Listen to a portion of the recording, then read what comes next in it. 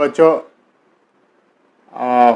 लंबे अरसे के बाद, क्योंकि गैप बीच में हो गया, कई अन्य का जो है उन कामों में व्यस्त ज़्यादा हो गया, जैसे इंटरव्यू वगैरह में व्यस्त हो गया, आप लोग की टेस्ट सीरीज़ में व्यस्त हो गया। तो वो पॉलिटी वाला जो मैं लेके चल रहा था, कई बच्चे कहे सर पॉलिटी वाला छूट गया, वो आप फिर से वीडियो भेज दिए।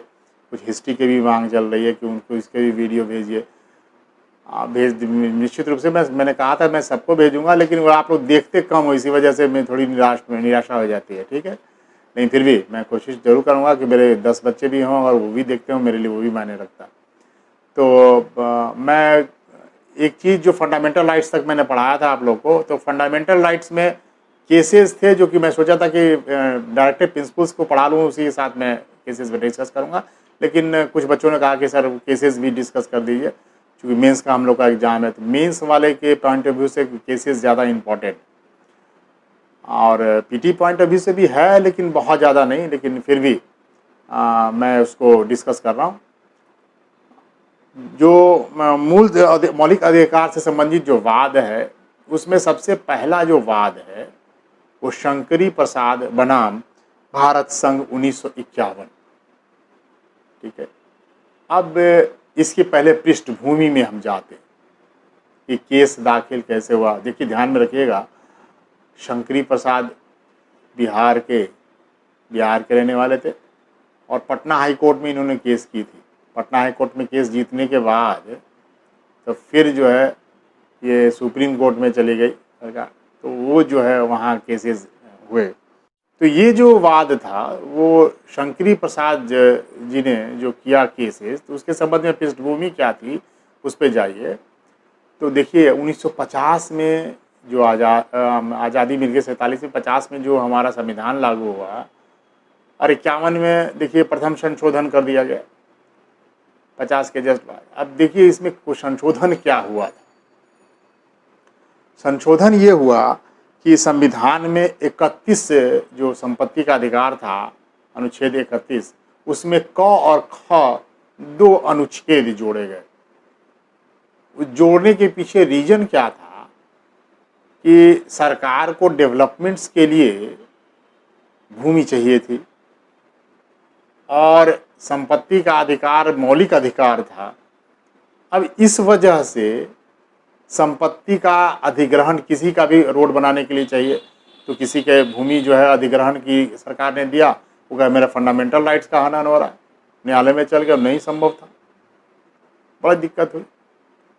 तो 31 से क और ख जोड़े गए। इस 31 क में अगर किसी संपत्ति को राज्य अधिग्रहित करती है तो न्यायालय में इसको अनुच्छेद 14 और 19 का उल्लंघन मानते हैं, चूँकि 19(1)(f) में भी संपत्ति का अधिकार था, तो इसमें संपत्ति अर्जन है, और राइट टू इक्वलिटी है 14, तो उसमें भी है कि बातें कि उल्लंघन आप नहीं कर सकते हैं उसका, तो 14 और 19 का उल्लंघन नहीं माना जाए। ठीक है, इक्वलिटी की भी बात है कि भाई उसका ज़मीन आप नहीं ले रहे हो, मेरा ज़मीन क्यों ले रहे हो, किसी बगल वाले का ज़मीन नहीं लेके आप मेरा ज़मीन क्यों ले रहे हो, यहाँ पे राइट टू इक्वलिटी आ जाती है। तो इसमें उन्होंने 31 क में संशोधन किया कि संपत्ति का राज्य अधिग्रहण कर लेगी तो उसे 14 और 19 के आधार पर न्यायालय में चुनौती नहीं दे सकते हैं। 31 क के तहत ये बातें कर दी। और 31 ख में था कि अनुसूची 9वीं अनुसूची, देखिए ध्यान में रखिए, पहले भी मैंने बताया था 9वीं अनुसूची क्रिएट की गई। पहले 8वीं अनुसूची थी जब संविधान बना था, प्रथम संविधान संशोधन के तहत 9वीं अनुसूची क्रिएट की गई और अनुच्छेद उसको 31 ख में डाला गया। और 9वीं अनुसूची उसमें ये क्रिएट कर करके जितने भी भूमि संबंधी कानून थे, ठीक है, वो मतलब संभवतः 48 कानून थे उस समय भूमि सुधार से संबंधित, उस सब उसमें डाल दिए। सब भूमि सुधार वाली चीज़ें को उसमें 9वीं अनुसूची में डाल दिया गया, ताकि कोई 9वीं अनुसूची में इसलिए डाल दिया गया कि 9वीं अनुसूची को बनाया गया कि 9वीं अनुसूची न्यायालय में परिवर्तनीय नहीं होगी, यानी आप 9वीं अनुसूची को लेकर के न्यायालय में चैलेंज नहीं कर सकते। इसलिए सब उसमें डाल दिया कानून को। ये 1951 में प्रथम संविधान संशोधन के तहत ये बातें की गई। अब शंकरी प्रसाद जो हैं उन्होंने केस दाखिल कर दिया पटना उच्च न्यायालय में कि ये अनुच्छेद 31 क 31 ख ये कहीं ना कहीं हमारे मौलिक अधिकार पर और संविधान का उल्लंघन माना गया। और उन्होंने कहा कि अनुच्छेद 13 जो है ये कहता है, अनुच्छेद 13 क्या कहता है, संवैधानिक न्यायिक पुनर्विलोकन का अधिकार देता है कोर्ट को। तो कोर्ट को कहा कि आप इसका प्रयोग करिए 13 का, क्योंकि ये उल्लंघन है संविधान के मूल भावना का। अब यहाँ पे हाईकोर्ट में शंकरी प्रसाद जीत गए, ठीक है।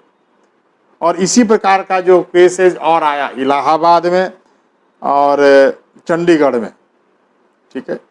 तो इसमें जो निर्णय आया हाई कोर्ट का कि ये जो मौलिक अधिकार का ये हनन है 31 क और 31 ख तो फेवर में गया।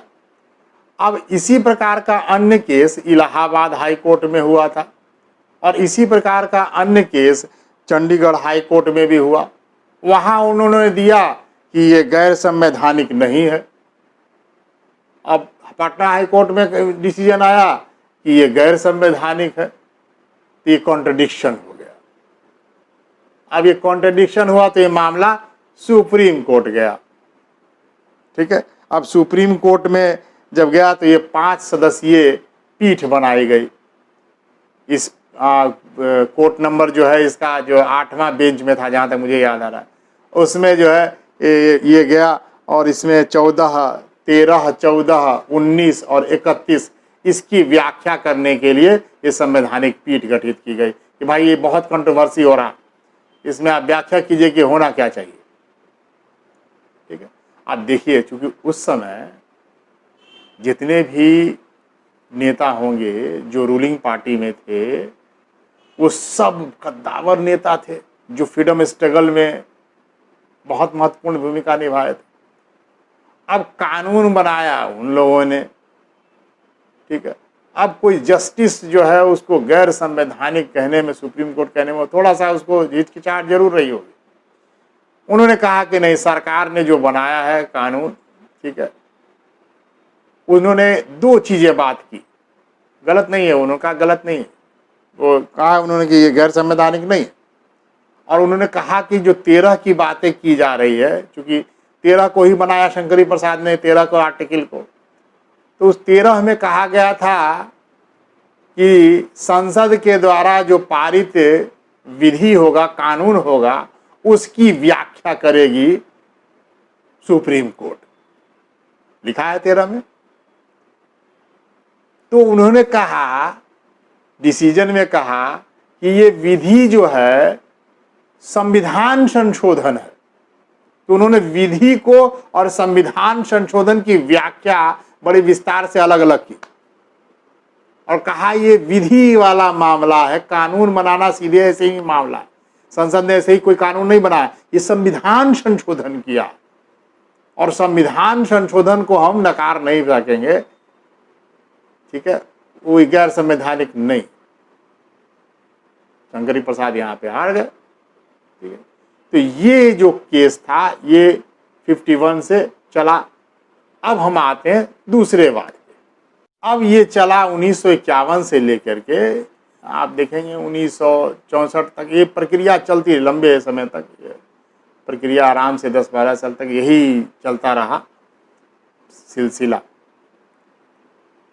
अब आया केसेस जो है गोलखनाथ बनाम पंजाब राज 1967। अब इसकी पृष्ठभूमि समझिए। पंजाब की राज्य सरकार ने Punjab security and land tenure act 1964 बनाया, ठीक है, Punjab security and land tenures act 1964, और इसको 9वीं अनुसूची में डाल दिया 17वां संविधान संशोधन के तहत कि फिर इस पर कोई वाद दाखिल ना हो। 9वीं अनुसूची बनाकर यही काम किया गया। बाद में फिर न्यायालय ने समीक्षा की, बाद में बताऊंगा। तो 17वें संविधान संशोधन का प्रयोग करते हुए फिर वो काम कर दिया गया 64 में। अब 67 में 64 में ये काम जब कर दिया गया, तब जितने भी बड़े बड़े भूमिपति वर्ग थे उनकी भूमि अधिग्रहित की जाने लगी। काहे के लिए की जाने लगी? भाई डेवलपमेंट्स के काम करने हैं, भूमिहीनों में भूमि वितरण करना है। आपके पास बहुत बहुत ज़मीन है, ज़रूरत नहीं है आपके पास इतना ज़मीनों की, तो आप ज़मीन आपसे हम ले लेंगे, ठीक है। तो ये नोटिस भेजी गई दो भाइयों की, हेनरी जो गोलखनाथ और विलियम गोलखनाथ, दो भाई थे। इन दोनों भाइयों के जिम्मे में लगभग 500 एकड़ ज़मीनें थी, ठीक है, जिसमें से 470 एकड़ ज़मीन पर नोटिस भेज दी गई कि आपकी ज़मीनें अधिग्रहित कर ली जाएगी ये भूमिहीनों में वितरण हेतु। अब सोचिए, उसके बाद 30 करोड़ का 470 को लेने के लिए बोल दिया। अब ये भाई बहुत पैसे वाले भी थे, चले गए सुप्रीम कोर्ट। अब सुप्रीम कोर्ट में जब गए दोनों भाई, 1967 में बात दाखिल किया, तो फिर से वही आया 13 का मामला। तो 11 सदस्यीय पैनल, अब की बार 5 से नहीं काम चला, 11 सदस्यीय पैनल गठित की उच्चतम न्यायालय ने और कहा कि अनुच्छेद 13, अनुच्छेद 19, अनुच्छेद 32 फंडामेंटल राइट्स का भी रीट वाली बात है, और संविधान संशोधन 368, क्योंकि कहा 300 पहले था संविधान संशोधन और विधि, ये दो चीज़ों की व्याख्या करनी थी, तो 13 के अंतर्गत में वो चीज़ें थी, तो 368 का भी व्याख्या करने के लिए कह दिया। बड़ा बड़ा इसका पूरा व्याख्या कीजिए, ठीक है, 13 का, 19 का, 32 का और 368 का, ठीक है, इसकी पुनः समीक्षा होनी चाहिए। अब 11 सदस्यीय पैनल बैठी, डिसीजन 6-5 से हुआ था। इस पैनल ने यह निर्णय दिया कि विधि और संविधान संशोधन दोनों द्वारा किसी भी परिस्थिति में मौलिक अधिकार को न तो छीना जा सकता है और न ही कम कर सकती है संसद। यानी कि देखिए, ध्यान में रखिए, जितने फ्रीडम स्ट्रगल वाले जितने नेता थे, अब ये 64 तक में निपट गए, नेहरू जी चले गए, ठीक है। अब धीरे धीरे इस स्थिति में शक्तिशाली होता चला गया न्यायपालिका। तो कार्यपालिका के पहले जो कार्यपालिका के सामने थोड़ा सा कमज़ोर साबित हो रहा था, इन दिनों अब न्यायपालिका अपना डिसीजन लेने के लिए, अब फर्म डिसीजंस लेने के लिए, कुछ कड़े डिसीजंस कार्यपालिका के विरुद्ध लेने के लिए सक्षम बन गई थी। उन्होंने कहा कि आप किसी भी परिस्थिति में मौलिक अधिकार का हनन नहीं कर सकते, गोलखनाथ वाले केसेस में, ठीक। अब देखिए, ये जो चीज़ें हैं 67 वाली चीज़ें, ठीक है, डिसीजन आने के बाद फिर ये केसेज आता, और वह केशवानंद भारती बनाम केरल राज्य 1973, मैं उस पर आता हूँ। देखिए, अब टकराहट शुरू हुई, क्योंकि अब न्यायालय जो है शक्तिशाली स्टेप उठा लिया, कार्यपालिका के विरुद्ध कार्य नहीं कर सकते हैं, संसद को अधिकार नहीं है कि मौलिक अधिकार का हनन करे और या उसको कम करे। अब टकराहट शुरू हुई, ठीक है, कार्यपालिका और न्यायपालिका के बीच। संसद ने 24वां संविधान संशोधन पारित कर दिया और इसके तहत ये कहा कि संसद मूल अधिकारों में किसी भी प्रकार का संशोधन कर सकती है। अब देखिए, इसके पहले डिसीजन दिया नहीं कर सकती, इन्होंने कहा कर सकती है, 24वां संविधान संशोधन के द्वारा पारित हो गया इंदिरा गांधी जी। अब केशवानंद जी ने, जो केरल के एडनीर में, एडनीर जगह था, उसमें शैव मठ के मठाधीश थे, बड़े मठाधीश थे, उसमें शंकराचार्य वाले परंपरा के थे। और चूंकि यहाँ पे लिखा था कि मौलिक अधिकारों का जो है किसी प्रकार कर सकती है और भूमि अधिग्रहण कर सकती है, उन्होंने नोटिस भेजा। मठ के पास बहुत सारी जमीन थी, उस जमीन का अधिग्रहण करने के लिए ये भूमिहीनों में वितरित कर दी जाएगी, उन्होंने भेज दिया। अब ये तिलमिला गए। अब बड़ा कद्दावर थे केरल में, उनका बड़ा पैठ था। अब सुप्रीम कोर्ट में केरल राज्य के विरुद्ध वाद दाखिल किया गया।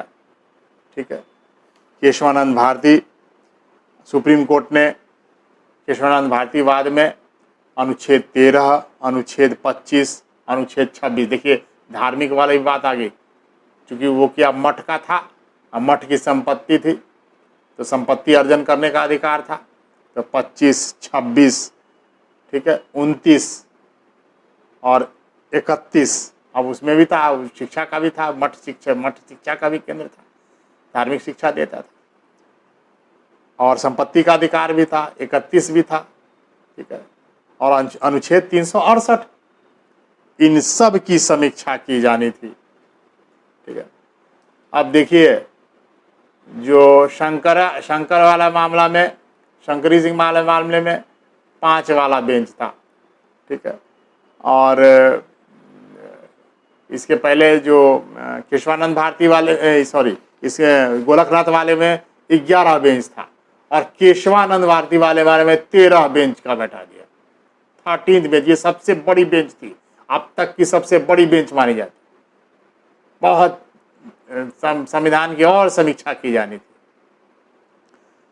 7 जजों ने केशवानंद भारती के विरोध में अपना मत दिया, फैसला किया और निर्णय दिया कि संसद संविधान के किसी भी भाग में संशोधन कर सकती है, परंतु देखिए इसमें क्लॉज दिया कि आप कर सकते हैं, लेकिन कि क्लॉज क्या जोड़ा, परंतु संविधान की मूल भावना खंडित नहीं होनी चाहिए।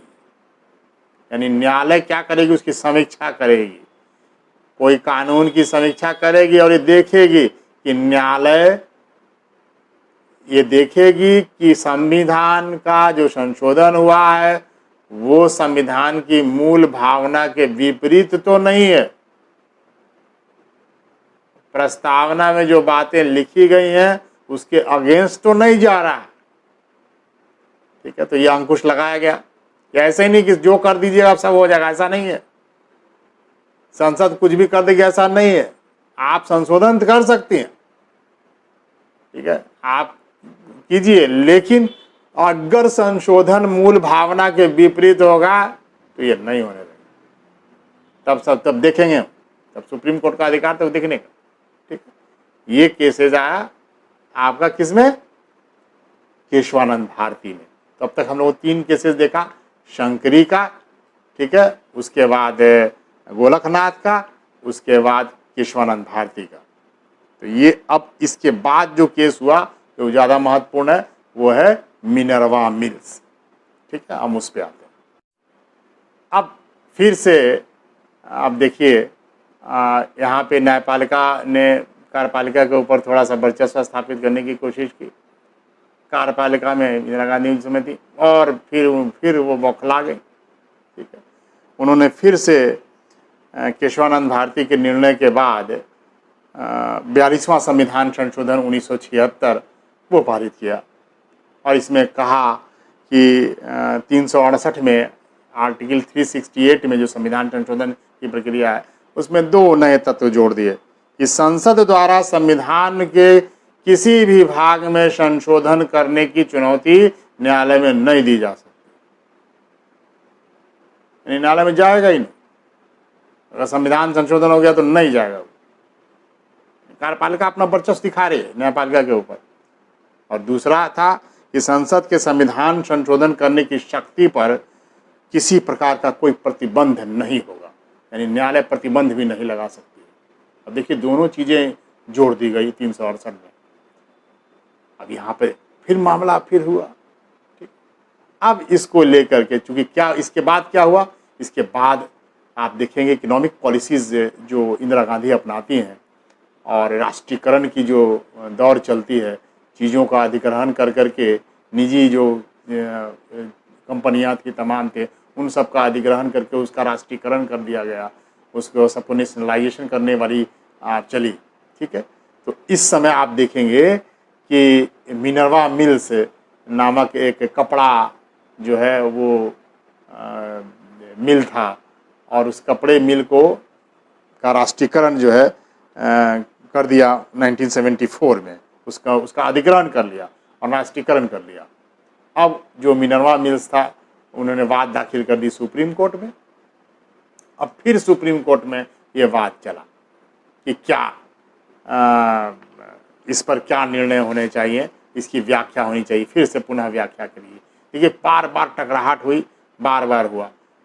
जो मिनरवा मिल्स में जो 1980 के बाद में जो निर्णय आया उसमें यह हुआ कि सुप्रीम कोर्ट ने कहा कि संसद द्वारा अनुच्छेद 368 में किए गए संशोधन, संविधान संशोधन के मूल ढांचे का ये उल्लंघन करती है। यानी कि जो संविधान का मूल ढांचा है वो ये अनुच्छेद जो जोड़े गए हैं, दोनों अनुच्छेद, ये कहीं न कहीं मूल ढांचे को का उल्लंघन करने वाली है, इसलिए इसको क्वेश्चन किया जाता है।